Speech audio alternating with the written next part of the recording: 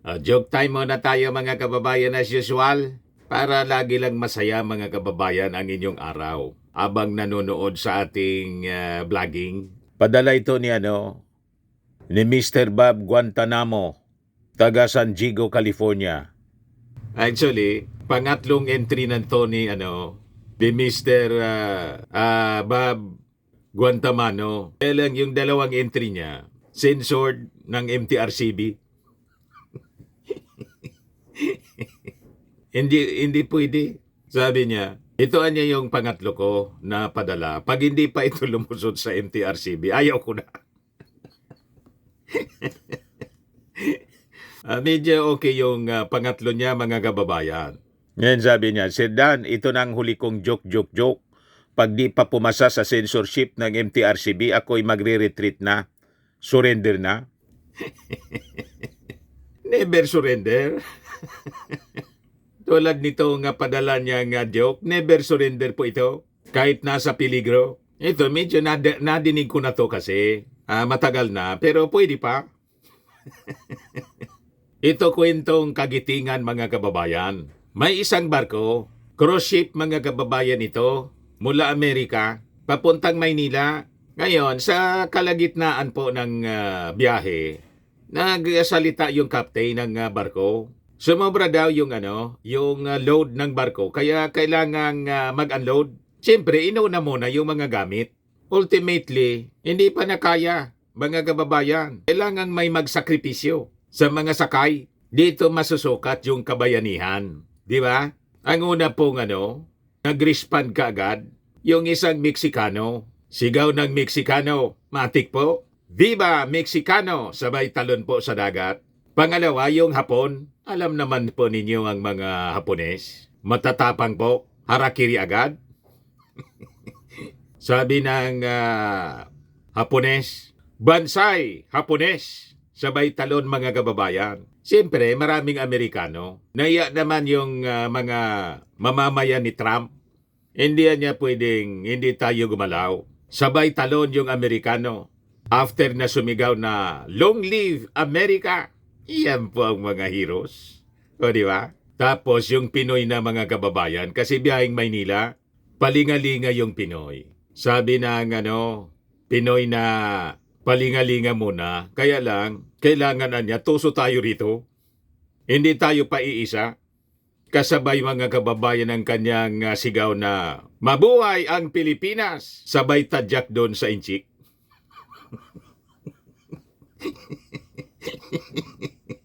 Naisip niya kasi, pinakamkam yung West Philippine Sea.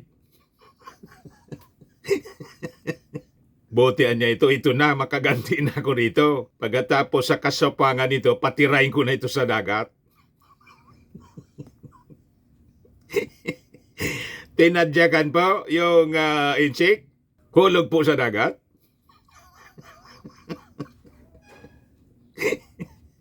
Amanos na niya tayo. Suwapang kayo. Hindi niya ninyo kami mauutos sa claim ninyo sa West Philippine Sea. Wais iri. Panahon ng makaganti, mga kababayan. Tuso yung Pinoy, nalunod yung Chinese.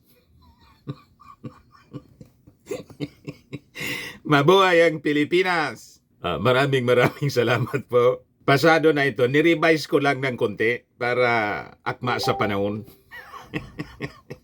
Yung padala po ni Mr. Bob Guantanamo, dyan po sa San Diego, California. Ang sabi niya, pangatlo na kasi ito, pag hindi pa niya makapasa to sa MTRCB, ayaw ko na. Pasado na. Padala mo po, Mr. Guantanamo, yung GCash mo. Pakonsilo lang, 200 pesos.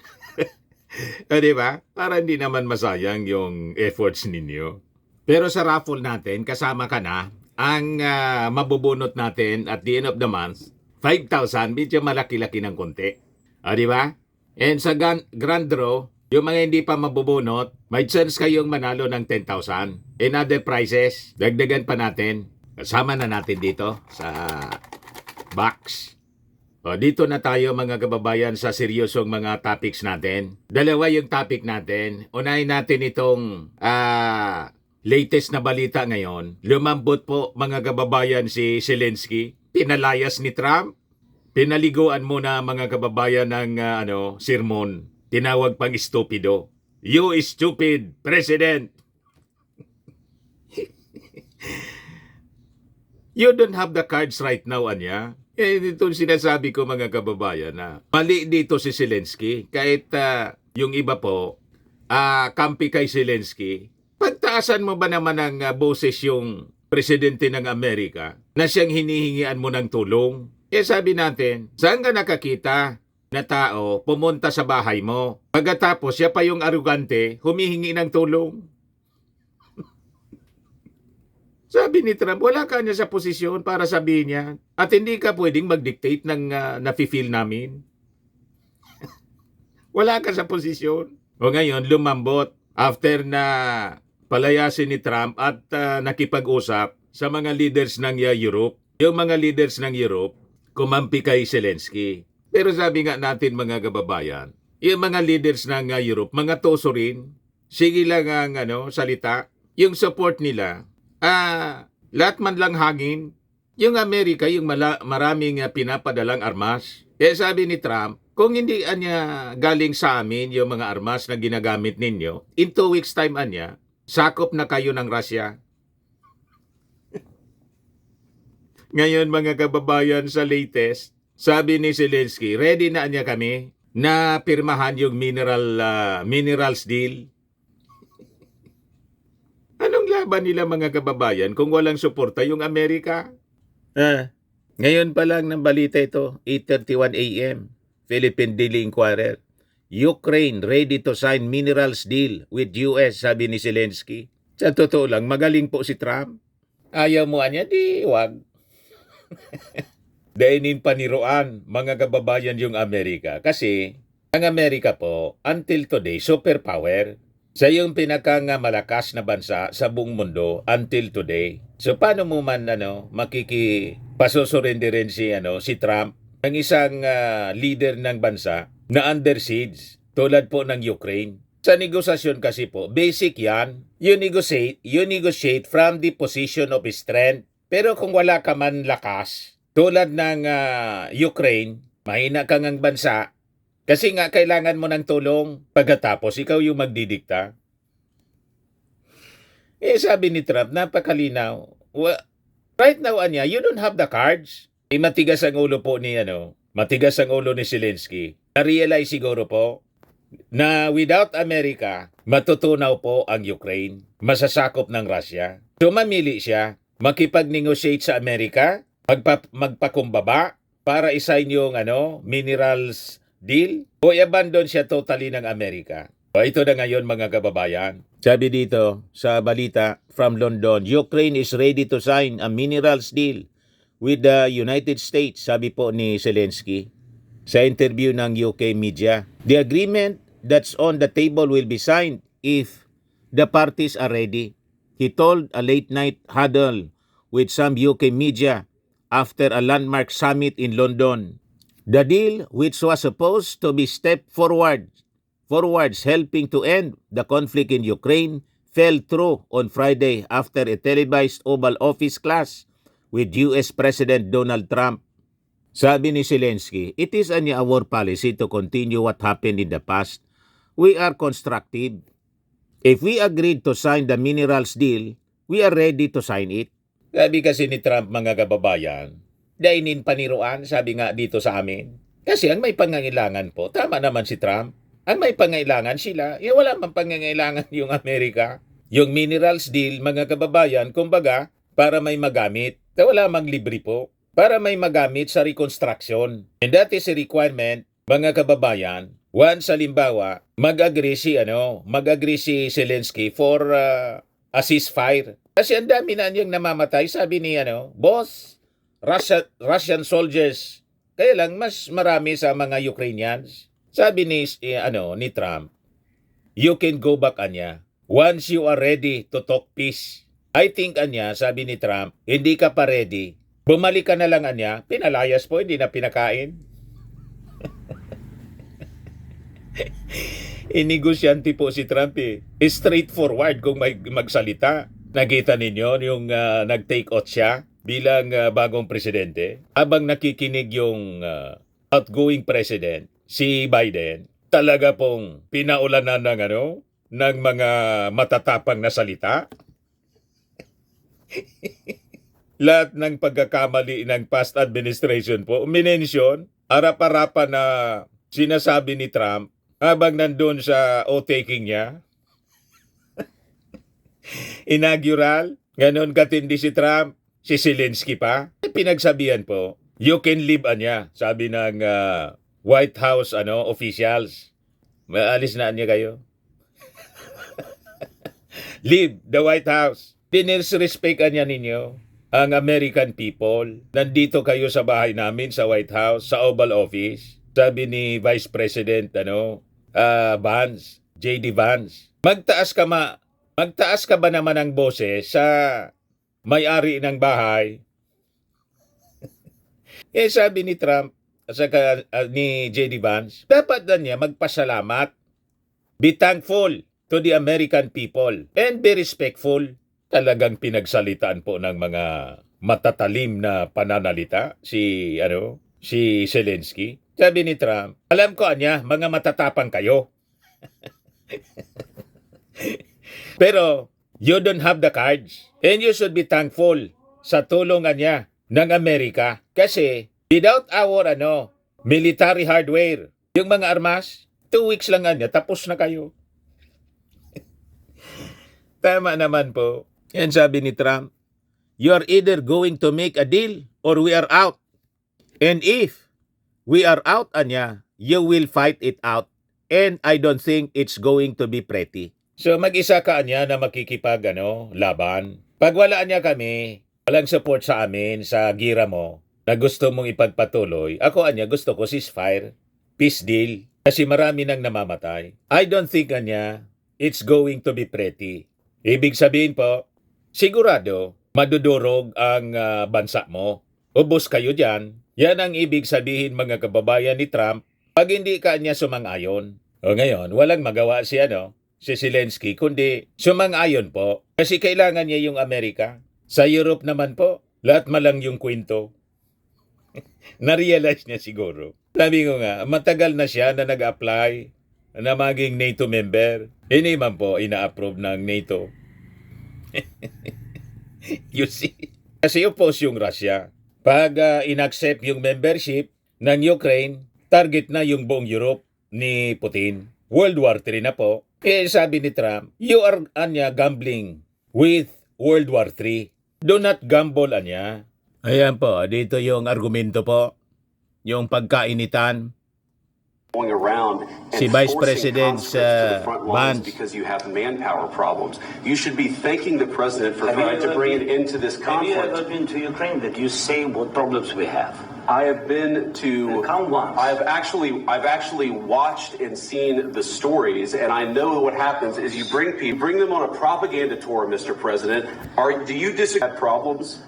Bringing people into your military? We have And do you think that it's I will respectful answer. to come to the Oval Office I of will the United answer. States of America and attack the administration that is trying to prevent the destruction of your country? A lot of questions. Let's start from the beginning. Sure. First of all, during the war, everybody has problems. But you have nice ocean and don't feel now, but you will feel it in the future. God bless. You don't know that. God bless. You don't God know bless. that. You will not You have gotta- a war. Don't tell us what we're going to feel. We're trying Yan. to solve a problem. Don't tell us what we're going to feel. Telling you, Because I'm you're in no Napikon si position Trump to dyan. dictate that. That's exactly what Remember you're that. doing. You're in no position to what we're going to feel. You We're going to feel very you will good. feel influenced. We're going to feel very I'm good and telling very you, You strong. will feel influence. You're right now not in a very good position. You've allowed From the yourself very- to be in a from very the bad very position. beginning Happens to be right From about the it. very beginning of the war. You're not in a good position. You don't have the cards right now. You don't have With the us, you cards start right having now. Playing cards. Right now, you don't. I'm very You're playing serious, cards. Mr. President. You're I'm playing very cards. serious. You're gambling I'm the with the president lives in of war. millions of people. You think- You're gambling with World War III. What do you You're gambling with World War III. Yan sabi po ni Trump. And you are being disrespectful to the American people. Kasi yung mga Amerikano yung tumutulong sa kanya, nagpadala ng mga armas, billions of dollars worth ng mga armas. Ganon pa yung pag-ugali ni Zelensky. Kaya napikon po si Trump pagkatapos si Vice President Vance. Yan o, mga kababayan. with World War III. And what you're doing is very disrespectful to the country, this country. I'm It's with back all to you. respect to your Far country. more than a lot of people said Very they respect. should have. Have you said thank you once this A lot entire of meeting? times. No, in this Even entire meeting, today, have you said thank even you? today. You went to Pennsylvania and campaigned for the opposition in October. Offer some words of appreciation for the United States of America and the president who's trying to save your country. Please, you think you speak very loudly about the war. You He's can not speaking loudly. He's not speaking loudly. You Galit pa si Trump tapos si Vance. Kasi si Zelensky pala po nangampanya para kay Biden. Yan kasi, nangingialam ka, presidente ka ng Ukraine, mangingialam ka sa politika ng Amerika. Dapat hindi ka mangialam, hintayin mo kung sino yung manalo, doon ka didikit. Ganon dapat ang wise na leader. Alam mo kailangan mo yung Amerika. Pagkatapos, nag-gamble ka na mangampanya sa oposisyon. Oposisyon ngayon, noon administration. Yan ang minimin mga kababayan ni Vance. Pumunta ka niya sa Pennsylvania, pagkatapos you campaign with the opposition. Tapos you attack inattack nila, sinisiraan si Trump. Yan ang masakit mga kababayan. Masaklap, kaya yung paninira po, ito yung konsekwensya ng paninira. Pinaliguan siya ngayon ng matatapang na salita. You see? Pagkatapos arugante pa si Zelensky. Ayun, sumurrender man lang sa Amerika kasi kailangan niya ang support ng Amerika. Yan po. No, you've done a lot of talking. Your country is in big trouble. I know. You're not winning. I know. You're not winning this. I You have a damn good chance of we are coming out staying, okay because of Mr. us. President, we are a country staying strong from the very beginning of the war. We've been alone, and we are thankful. I said thanks. You haven't, Cabinet, you and haven't not been only allowed. in this We cabinet. gave you, through I this said stupid thank you. president, $350 Stupido ka niya. billion. You voted We gave for you your military equipment, You and you've voted been for a your brave, president. but they had to use our military. What about West? If you didn't have You our invited military me- equipment, you invited if me you to didn't speak. have our military equipment, this war would have been over in 2 weeks. In 3 okay? days, I heard it from Kung wala niya yung mga armas na pinadala ko sa inyo, pinadala ng Amerika sa inyo, hindi pa pala siya, yung presidente. Kung wala niya yung military equipment na pinadala ng aming bansa, tapos na kayo in 2 weeks. So anyway, lumambot na po ngayon si Zelensky. Okay na daw sa kanya. Pipirma na siya sa Earth Minerals deal with America. Di okay. Wala pang sagot si Trump. Kung approve ni Trump, baka i-approve pero hindi immediately. Palipasin na niya natin kasi mainit pang ulo ko. Palipasin natin ang 1 taon pa. O di ba? Yan kasi. Sige niya, pero hintay ka. You are not my priority kasi masama ang ugali mo eh. Bibigyan mo na ng leksyon. Ito mga kababayan si Zelensky, before na i-approve, pahirapan na muna siya ni Trump. Di ba? That is normal mga kababayan sa isang taong masama ang ugali. Para turuan po ng good manners. Para lang mga kababayan yung mga DDS at mga Duterte na walang good manners. Yun ang isusunod nating topic kasi. Wala man sana silang problema, pumasok sila sa problema. Ang feeling kasi nila, sila pa yung gobyerno. O di ba? Ngayon patong-patong na kaso. Mga kababayan ang kinakaharap na mga Duterte na sana wala man sana siyang ganyan. Di ba? Kaya gumawa sila ng problema. O ngayon, dito tayo sa sabi ng ating Pangulo. Sabi ng ating Pangulo, my supporters are real people, not keyboard warriors. Kita ninyo, patama na naman po. Dati-rati, hindi nagsasalita ng ganyan. Sumobra kasi yung mga Duterte. Kaya araw-araw may patama. Lalo doon sa kampanya ng alyansa ng Bagong Pilipinas. At si Yusek Castro, Attorney Claire Castro. Kaya sabi ni Jason sa doon sa kanyang post, alaman natin na ang source ni Jason sa ng mga balita, yung dinescribe ni E.S. Bersamin na one-man factory ng fake news. Ang sabi na naman po, yan sabi niya, kahapon, for your information, please be advised that Malacanang press briefing of Jose Claire Castro on a personal opinion is Monday to Friday only. Bumanat na naman po, yung press briefing daw ni Jose Castro, personal opinion niya. Hayaan ba yon ng ating Pangulong Bongbong Marcos nang sasabihin ni Jose Castro, lahat niya personal opinion lang? Hindi yun nahayaan. Remember ng mga secretaries, undersecretaries, alter ego ng presidente, other self. The fact na hindi siya tinatanggal habang umaatake, allowed siya. At kung may mga opinion man na sinasabi si Jose Castro about Digong at mga Duterte, ang ibig sabihin niyan, may basbas yung Pangulo. Naintindihan mo, Jason, siya? Ang tagal-tagal mo na sa mainstream media, hindi mo pa alam na ganon? Alter ego, other self nga. Kasi kung hindi yun allowed ng ating Pangulo, di tinanggal na sana. Tulad ng gustong magyari ng mga DDS, tanggalin daw agad si Jose Castro, si Tio Moreno, isang diehard DDS. Kasi nakakasira daw sa lalong masisira daw yung Pangulo. Dapat huwag ninyong ipatanggal kung totoong nakakasira sa ating Pangulo. Kasi kayo nga walang tigil sa paninira sa ating Pangulo. Di katulong na ninyo. Di ba? The fact na gusto niyong ipatanggal, kasi never man kayong mag-wish na bumuti ang ating Pangulo. Yun pala naman nakakasira si Jose Castro. Ba't pa ninyo ipatanggal? Habang kayo patuloy sa paninira, di katulong na ninyo si Jose Castro pag ganun. Dapat matuwa kayo. Ba't hindi kayo natutuwa? Kasi ang totoo, yung mga paninira ninyo, mga fake news ninyo, ang dumodorog ngayon si Jose Castro.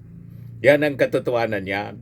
Jose Castro is doing good bilang presidential Malacanang press officer. Effective siya. Durog na durog po yung mga DDS ngayon, lalo na si Digong.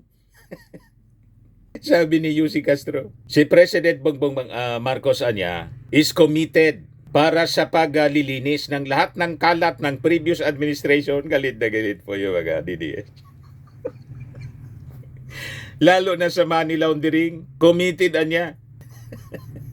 O ngayon, yung ating Pangulong Bongbong Marcos, balikan natin. Sabi niya po, ang mga supporters ko mga real people, hindi mga keyboard warriors.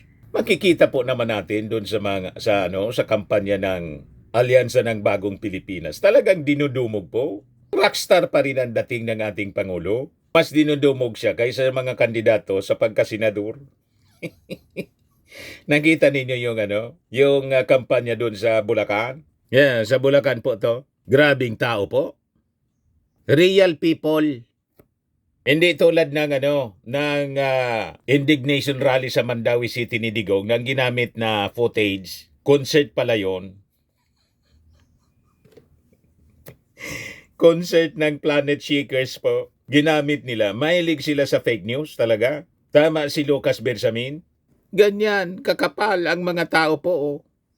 You see, real people. May close up, may malayo para makita lahat. Yan po ang tao. Dito yung mga VIP siguro, kaya bakante diyan. Doon general public napakarami. Napakasaya nila. Nagsasayawan. Tuwang-tuwa po sila. Ngayon, kumusta naman si Sara? Nakita mo Mr. Maravillas, yung pag-ikot ni Sara. Nakita ko po, hindi man sumasama po sa rally ng PDP Laban. Nandun pumupunta kung saan-saan. Diyan ang crowd ni Sara,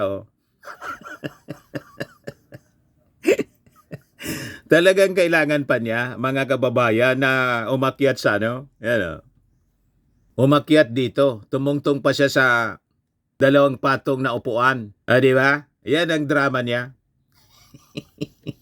Ilan lang ang audience niya, mga kababayan. Sabi ng supporter niya, "Ka-cute magkwento ni BP. Complete with action pa. Tawang-tawa ang mga tao.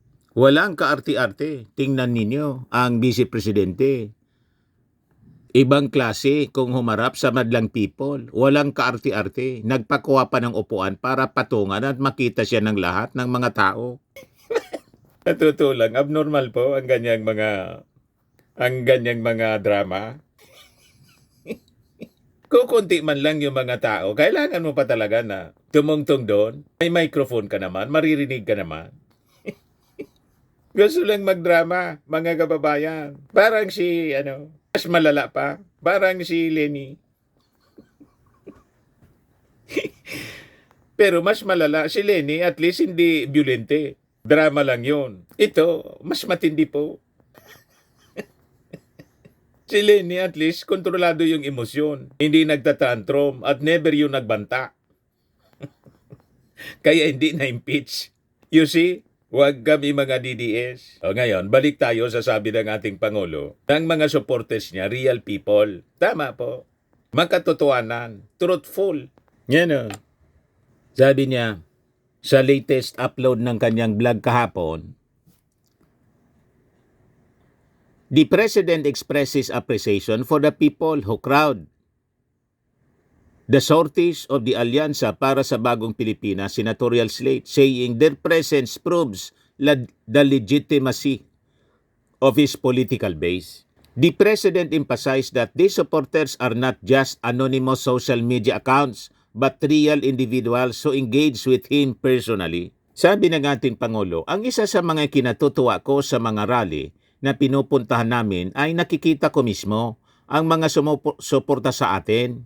Hindi lang ito mga keyboard warrior or troll. Mga totoong tao po sila. He also pointed to testimonials from Filipinos who have directly benefited from government projects as proof of his administration's achievements. Isa pang hindi nila pwedeng i-fake ay ang mga tunay na testimonya mismo ng ating mga kababayan tungkol sa mga proyekto at mga programa ng pamahalaan. Kampanya man o hindi, walang pipigil sa pagsiserbisyo ng ating pamahalaan. Pero sabi niya, kakambalan niya ng kampanya ay ang mga intriga at batuang putik na tinatawag na fake news. Yan mga kababayan ang patama na naman ng ating Pangulo doon sa sinabi ni ES Secretary Lucas or Executive Secretary, yung S pala, ES, Executive Secretary Lucas Bersami na si Digong, one-man factory ng fake news. You see? Ito pa ang halimbawa ng fake news. Pinakalat na naman po. Alam na ninyo kung sino ito?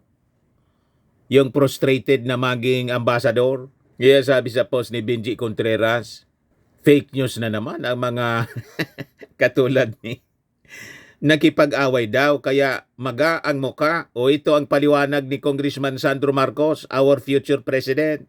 Grabe po ang pakalat ng mga DDS. Pati yung kaya po nagsuot ng sunglasses yung First Lady doon sa okasyon ng pagbubukas ng Pasig Esplanade.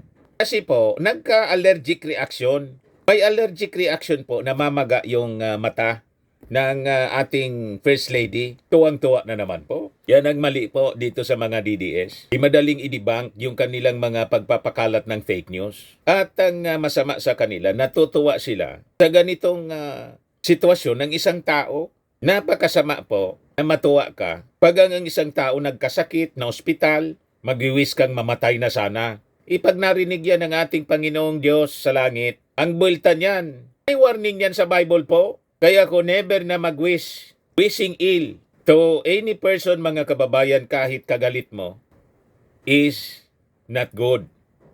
Yan ang sabi ni King Solomon, do not rejoice when your enemy falls, and let your heart be glad when he stumbles, lest the Lord see it and be displeased and turn away his anger from him. Di ba? Pero ituloy lang ninyo ang masasamang gawain yan kasi tingnan ninyo ang nangyari sa mga Duterte sa pagwiwis ng masama sa ating Pangulo in the first family at sa buong gobyerno. Yan ang inabot nila. patong-patong na problema ang kanilang inabot sa pagwiwis ng masama. Tuwang-tuwa sila dito mga kababayan sa allergic reactions sa First Lady. Ito po yung paliwanag ni Sandro Marcos sa report ng ANC. Pakinggan natin po. Afternoon to all of you and welcome to Malacca. Well, I would like to extend my deepest apologies. Number one, for being extremely underdressed. I was just told about 20 minutes ago that I would be taking the First Lady. But first of all, I would like to give and extend her heartfelt apologies. The First Lady woke up this morning. She had a very adverse allergic reaction. So she looks like she got into a fight with Manny Pacquiao. Kita ninyo. So I don't think she'll be showing herself Allergic today. reaction. But she wanted to send me as somewhat of a symbol to show how supportive we are of this incredible program and the awardees that are in it. So please rest assured that along with the entire First family, but more importantly, the entire national government, we continue and want to continue supporting foundations such as this that recognize the excellence of our youth today and those who are making a difference in our country. So once again, congratulations po sa inyong lahat. Yan po yung rason kung bakit maga yung mata ni First Lady Lisa Marcos. Allergic reaction. Pinalalabas nila, binugbog ni PBBM si Mrs. Lisa Marcos. Itutulad pa ninyo sa ugali ni Sara Duterte. Walang ganong pag-ugali po ang pamilya Marcos na magbuhat ng kamay. Si Sara po, may clip pa mismo yung aksyon nang bugbugin niya yung sheriff. Itutulad pa ninyo sa mga ugali ninyo na mga violente kayo. Huwag kami, mga DDS, kayo-kayo na lang ang maglokohan. Pero yung general public po, hindi ninyo mapapaniwala. Kaya yung First Lady po, ganun yung kanyang itsura nang mag-attend po doon sa Pasig Esplanade. Pumunta pa rin siya po kasi nga po kasama yon sa kanyang project. Kaya naka-sunglasses siya po nang dumating doon. Kaya lang nung gabi niya, inalis na niya yung sunglasses niya. Ngayon po siya. Kaya namamaga, gabi na, inalis na ni First Lady yung kanyang sunglasses kasi gabi na. Namamaga po. Pinalabas mga kababayan ng vlogger sa Amerika na binugbogan niya ni PBBM. Walang ganun pong pag-ugali si President Bongbong Marcos. Ang mga Marcoses, hindi po sila pinalaking mga violenting tao. Talaga naman mga itutulad pa ninyo sa inyong idol. Tama po? At itong ating programa mga kababayan, atid sa inyo nitong ating mga sponsors. Fairmax Framing and Lifting Cream. Pinapay po sa mga pulses in affected area. Mainam po ito sa mga pains at paninigas ng mga kaso-kasuan. Ito sa mukha naman yung application, anti-aging, Automax po siya. Ito ay Glow 60 mga kababayan. Whitening po siya. Made in South Korea. Ito naman po, Ningxia Red Mix Fruit Drink. Gawa po siya sa goji berry. May anti-cancer properties po siya. At sa mga nagana po ng malinis and spacious fitness gym, pumunta lang po kayo sa aming Colossal Fitness Gym. May Grab ka rental din po kami. At bills payment po sa aming office. At saka sa mga mahilig po sa mga imported bags, manood po kayo sa live selling ni Madam Aileen Rosales sa kanyang Aileen Closet po. Pati mga shoes, ito yung kanya po. Ito yung kanyang page. Kita ninyo, napakagandang mga online selling po siya. Si Madam Aileen Rosales. At cellphone number niya po, 773-798-7816.